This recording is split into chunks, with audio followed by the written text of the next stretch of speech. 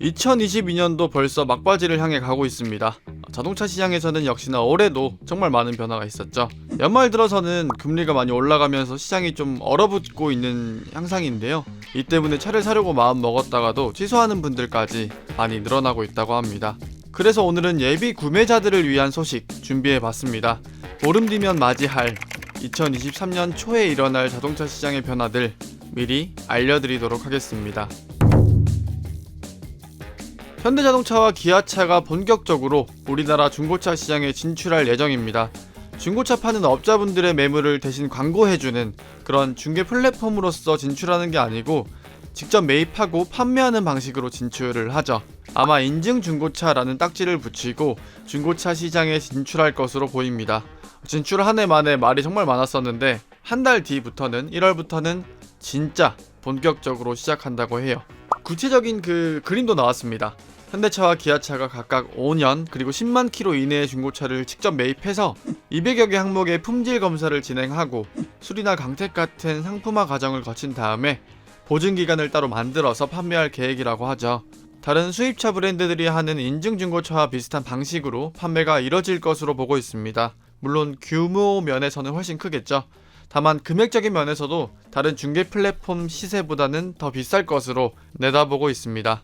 본격적인 판매 시작은 2023년 설 연휴 이전, 그러니까 1월 중순부터라고 합니다.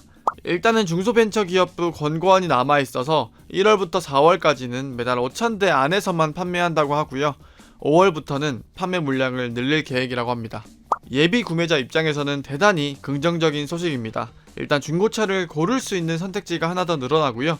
또 제조사 측에서 직접 매입하고 검사해서 판매까지 한다고 하니까 괜히 좀 믿음직스럽기도 합니다. 중고차 시장이 워낙에 대표적인 레몬마켓이기 때문에 조금은 더 믿음을 줘도 될 것 같긴 해요. 혹시 지금 방송 들으시는 분들 중에서 중고차 사야겠다라고 마음먹으신 분들, 그 중에서도 막 지금 당장 급하진 않고 천천히 둘러봐야겠다, 내년 초쯤에 사야겠다라고 하시는 분들이 있으시다면 이걸 기다려보시는 것도 좋을 것 같아요. 다음은 유류세 정상화를 검토하고 있다는 소식입니다. 정부가 현행 37%인 유류세 인하폭을 줄이는 쪽으로 가닥을 잡고 있다는 건데요. 아무래도 국제유가가 안정세로 접어들면서 이 같은 검토가 이뤄지고 있는 것 같습니다. 현재 우리나라 정부는 역대 최대폭인 유류세 37% 인하 조치를 이어가고 있습니다.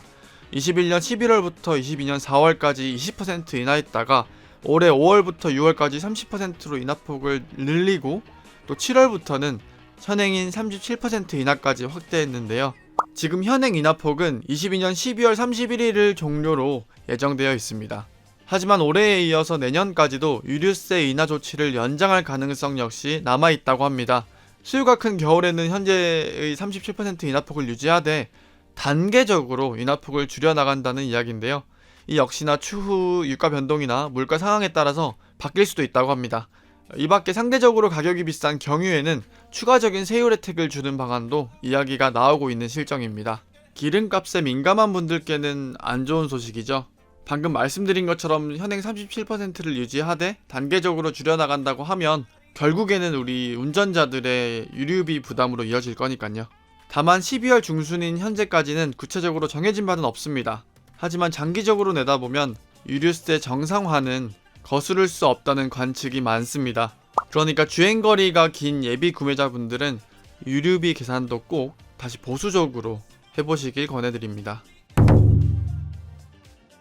기름값만큼 민감한 게 또 구매가죠.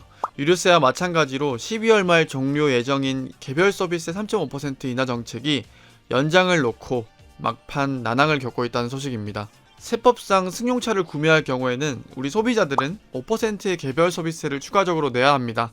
우리나라 정부는 경기 침체가 올 때마다 개별 서비스 인하 카드를 꺼내들면서 신차 사라고 소비를 이렇게 진작했죠. 소비를 이끌었었는데 개소세 인하가 계속 4년 반째 이어지다 보니까 소비자 입장에서는, 우리들 입장에서는 3.5%가 정상이고 5%가 증세로 여겨지게 될 겁니다. 그런데 사실 내년 경기도 안 좋을 거라는 그런 예측이 많습니다. 23년 우리나라 경제 성장률은 1%에 그칠 거라는 전망을 여기저기서 내놓고 있는데요. 이러면 정부 입장에서는, 또 기재부 입장에서는 개별 서비스 인하를 당연히 인하를 연장하고 소비를 계속 이끌어야 하거든요. 그런데 이번엔 좀 다른 상황입니다. 아시다시피 글로벌 반도체 공급 이슈로 인해서 신차 대기 기간이 많이 늘어났고 그만큼 수요는 가득가득 쌓인 상태에서 어차피 연장한다고 해도 6개월이든 1년이든 연장한다고 해도 개소세 인하 혜택을 못 받는 경우도 분명히 많이 발생할 거거든요. 당연히 그 사이에 물가 상승을 이유로 페이스리프트나 연식 변경되면서 자동차의 출고가는 슬금슬금 올라갈 거고요. 가뜩이나 금리가 올라가면서 구매력은 약해지는데 차값 올라가고 세금도 올라가서 어쩌면 자동차 시장이 전례 없는 불황을 맞이할 수도 있다는 그런 관측 때문에 개소세 인하 연장을 두고 설왕설래가 많은 것 같습니다. 당연히 현재로서는 연장됩니다 또는 안됩니다 라고 단정지어 말할 수도 없고요. 다만 예비 구매자분들이라면 이 개별 소비세 인하가 연장될지 안될지를 두고 계산을 잘 따져보셔야겠죠. 네, 이렇게 보름 뒤면 맞이할 2023년 초에 일어날 자동차 시장의 변화들 3가지를 알아봤습니다. 가장 먼저 말씀드린 현대기아차 중고차 사업 진출 본격화는 꽤 많은 진전이 있었고 실제로 1월 중순부터 본격적인 사업을 진행한다는 그림까지 나온 상태인데요. 유류세 정상화 검토나 개별 서비스의 인하 연장 검토는 좀 더 관심을 갖고 지켜봐야 할 것 같습니다. 특히 예비 구매자분들이라면 이런 부분들을 고려해서 다시 계산해보시는 걸 추천드리면서 오늘의 방송은 여기서 마치도록 하겠습니다. 하나 둘 셋 안녕.